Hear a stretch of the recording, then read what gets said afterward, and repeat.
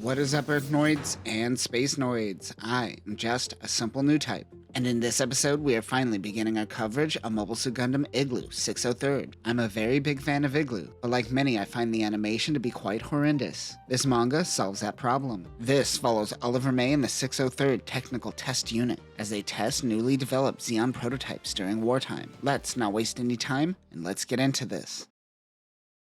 The 1-year war. The 603rd was rushed into existence when the war broke out. This story is about the weapons, while the people behind the weapons hide in the shadows. It starts with Oliver May having a conversation with Commander Albert Schacht, who tells him that their testing assignments will play a vital role to ending this war. He calls him General Test Manager, and then corrects himself by calling him Technical Lieutenant. He seemed to just have been promoted straight out of university. Oliver is getting thrown right into the thick of it. He ponders how messed up this is. I didn't realize this during our Igloo run, but Oliver will experience the same feeling that the commander is feeling right now, when he and the children are sent to the belly of the beast. He is a lieutenant but will be treated as a commander. Bro's ranking up and he's just standing there. He shows him his first mission, Jormungand. It is already aboard their new ship, the Jotunheim. They will head to Loom. While floating from a Papua to a Musai, Oliver contemplates the insignificance of the universe, when suddenly the Papua is hit by a Salamis. Also in the anime, this attack happens before he talks to the commander. The captain of the Papua evacuates the ship. They are losing power.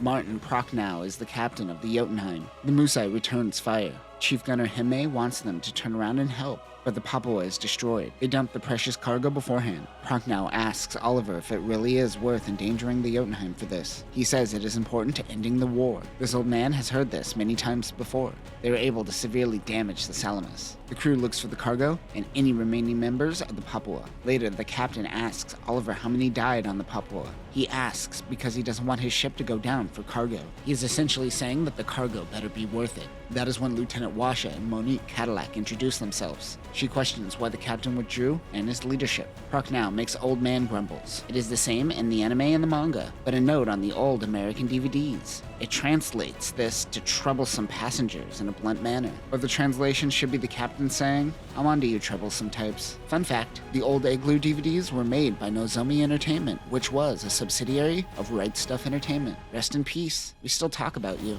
Now that everyone is together, Oliver briefs the team on Jormungand.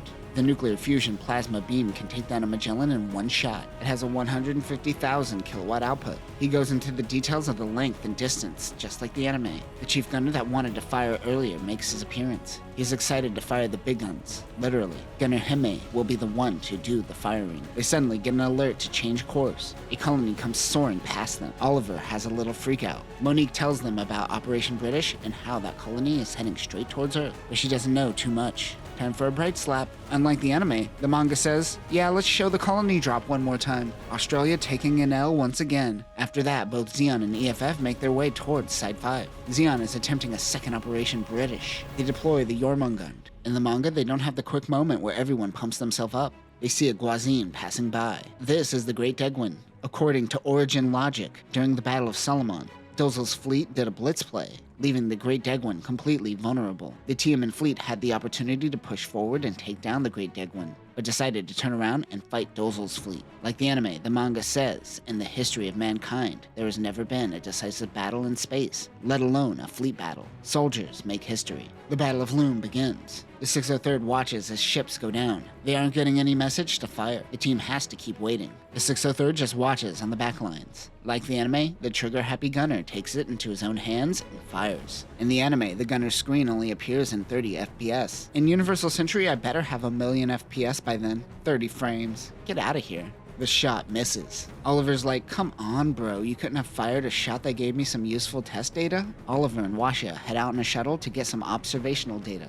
That is when they run into Zaku's. A red Zaku sends them a Morse code message saying that he is taking command here. It is Char Ass Nipples. The Zaku boys go to work taking out EFF's fleet. The Jotunheim crew come to the realization that they never really mattered in this operation. Chief Gunner says, well, if that's the case, let's just keep firing. Suddenly, Jormungand is attacked. The crew is dead with the Chief Gunner barely hanging in there. They go to save Hime, but Oliver just wants that sweet data. As he bleeds out, the Chief Gunner says, dude, mobile suits are the future. This data is useless. I'm going out with a big bang. We are going to see that a lot in this series, where soldiers come to terms with their obsolescence due to mobile suits. The chief fires, taking out a Magellan and itself. Before dying, the chief had an aura of a snake, which isn't in the anime. Like the anime, however, Oliver writes his reports with a hint of sadness. A Gym approaches a Columbus-class ship. They can't pick up an IFF signal. The Gym says, "I know, weird, huh? Say, come get a little closer." The Gym unleashes its Vulcans and uses a chain mine to take out the Columbus. This isn't a regular Gym. This is a Gym Kamu. The Gym Kamu is a false flag Gym used by Zeon and manufactured by Zeonic. It looks like a Gym from afar, but this has many Zeon features if one takes the time to notice. The Gym head hides the mono-eye sensor, and this unit has external cooling pipes like the Zaku. This frame is also thicker than a Gym. These have a fake dummy rod to make it look like it has a beam saber. Weapons include the Zaku 120mm machine gun, a 135mm anti-ship rifle, a 280mm bazooka, chain mines found on the Comfort, a shield, and a heat hawk. The Kamuvs dock with the Jotunheim. The commander of this Kamu squad is Lieutenant Emma Reich. First thing they ask for is a place to rest. Oliver notices that everyone on board is really horny.